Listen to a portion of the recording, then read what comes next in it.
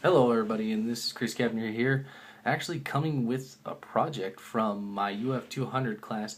If you do not have the slide in front of you, I'm sorry, you can still listen to me talk and ramble on about New Zealand, but other than that, follow along and enjoy. My initial idea was New Zealand and tsunamis. The country I chose was obviously New Zealand, because I'm interested in it.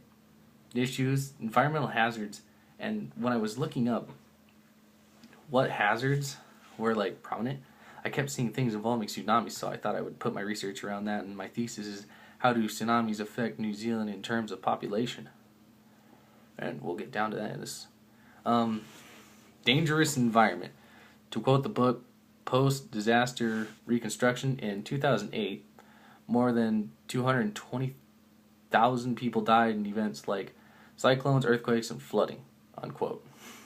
Environmental hazards in the United States alone in 2008 cost up to $45 billion, and that was just unpredicted hazard that just occurred. This alone shows the effects on the population because, when you have to pay and if you're dying, that situation is not lovely. How a tsunami is formed is pretty much through an earthquake. When the plates shift and go like that, and one goes under the left, well, it's going to be inverted on this video, but still, um, through the earthquake, the energy surges through the ocean floor up to the waves, and it increases as it goes and goes, and finally, when it's about to hit the shoreline, there you go. There's your tsunami. It's a big wave. Um, Not all like tsunamis are dangerous. Like there are some that just reach the coastline, and that's about it. Then there are those that are like very eerie. They're the ones that everyone hears about and knows about.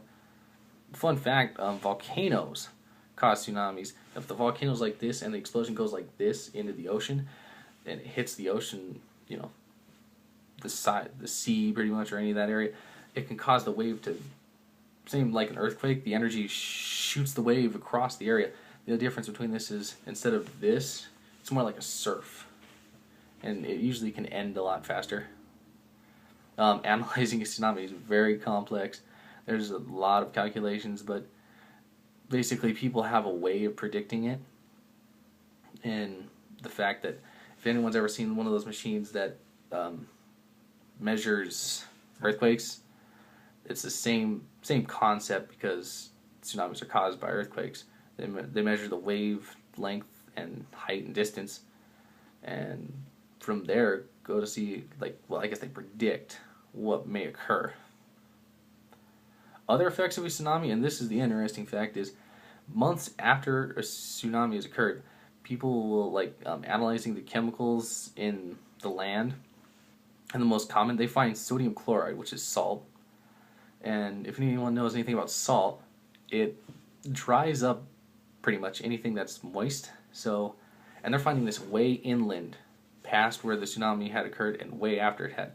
So this is drying up soil and things like this, and basically killing the environment slowly because it's taking all the water out of the soil and cracking it. Like if anyone's ever seen broken glass or anything like that, the ground starts looking like that. But that's an interesting tidbit, and a fact that honestly I didn't think about is that that can affect farmers and anything like that. When I finally got to the effects of a tsunami in New Zealand, I was actually surprised that they had to go back 500 years. And from the 500 years onward to the death ratio of tsunamis, the low for the national was 2,900, medium was 5,500, and the high was 10,000. These all estimated and kind of all over the place. But this is in the span of 500 years. This isn't like a small thing. This is years and years and years development. It's interesting to note that only the southern southwest coast and the east coast are the ones that suffer from heavy tidal waves, if anything. And so this brought me to the question, what does New Zealand spend, pretty much? Where does its economy go? And this is interesting because it connects directly like us, except instead of a massive deficit in the defense budget, they only have $1,628 spent to it, which is way lower than ours. They actually borrow more money than anything else, and this is just with liabilities and things that they didn't have to factor in. what they spend mostly on is property, plants, and equipment. So they, in some ways, they don't really have like a hazard set ready for when any kind of environmental accident occurs, but they do care about their environment. So, like I said, one thing I've learned about New Zealand out of 3 ideas is that it's a tourist trap.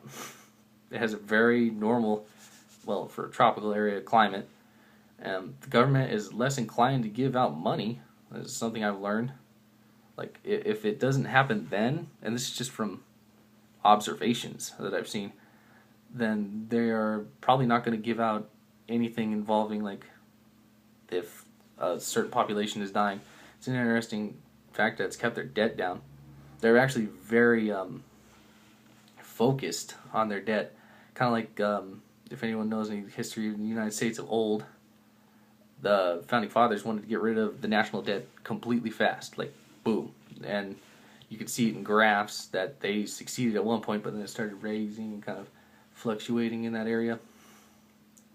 But overall, environmental hazards are unpredictable, so there's no way to really estimate spending unless it occurred, and overall, it seems like a safe place to live.